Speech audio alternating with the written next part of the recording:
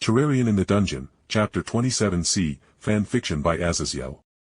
Please subscribe to this YouTube channel for listening and patreon.com/Azazyel to read all of his stories.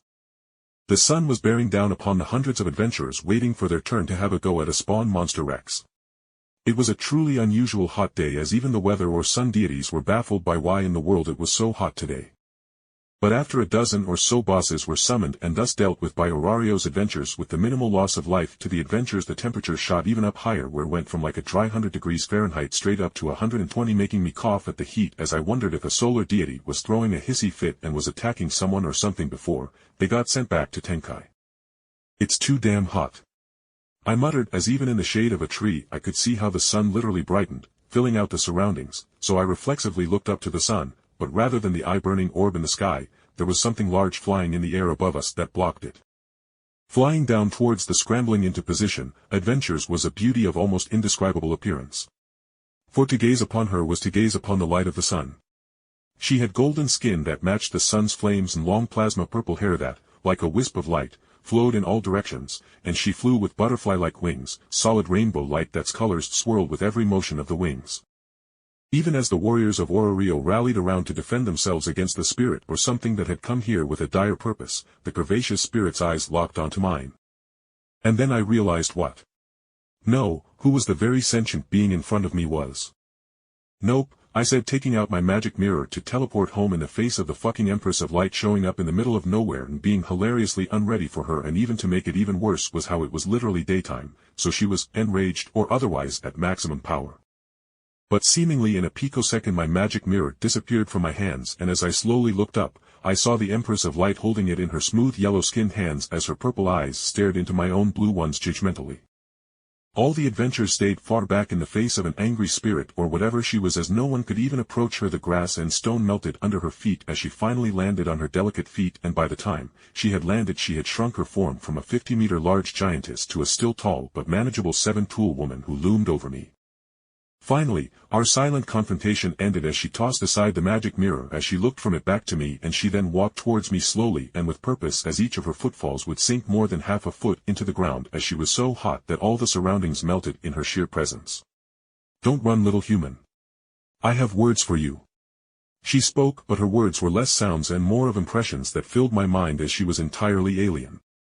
"Your summoning and slaughter of the base monsters with no sentience is fine, welcome even, for they are naught but trouble, and weakening their core souls is welcome. But as sentient beings are not farmable beasts you may sup upon to make the peasants that submit themselves to your rise as the Terrarian." "Fine, I won't summon you at all then," I said forthrightly, as I was well aware. Yeah, I knew I was going to die if she decided to attack, no ifs or buts, even if my meteor armor was keeping her heat from killing me with her mere gaze. The Empress of Light shook her head as she walked to me, and I was paralyzed as pure light bound my form together, preventing me from moving or even falling over as she used a finger to lift my chin. "Oh, my little darling Jake, the fact that you don't even know the trials you are to face. It's adorable." She almost shook with laughter and some other emotions before she leaned in towards me with her hand still softly cupping my chin. "Defeat the Queen Slime and me, on your own, on your first try. And you will gain our loyalty. Should you have help, we will not swear ourselves to you, and if you should die in the battle." She shrugged. "That would be a pity, but that means you are just not worthy of the trials to become the Terrarian." Knowing she wasn't going to kill me or something, I finally asked my own question. "And if I cannot summon to defeat you repeatedly, how am I supposed to get the gear I would get from your goodie bag?" She just rolled her eyes, sking as she poked me in the head, literally burning a hole in my supposedly indestructible meteor armor as she flicked my head, giving me a second-degree burn as she spoke to me like I was the stupidest person imaginable. "Stupid boy, get an NPC mod so you can just buy boss goodie bags after you defeat us the first time with the money you get from selling monster stones. Drops or even spare gear you get from farming the non-sentient boss monsters. Now do I need to demonstrate how out of your league you are now? Or are you going to be a good boy and behave?" The Empress of Light spoke almost seductively as she leaned over my bound-in-place form, and I weakly nodded as I literally couldn't even break the bindings of light holding me, nor could I escape, as she was as fast as light. "Pity that. I was hoping I was going to have an excuse to bully you before I either killed you or submitted myself in my lesser form to you after you defeat me."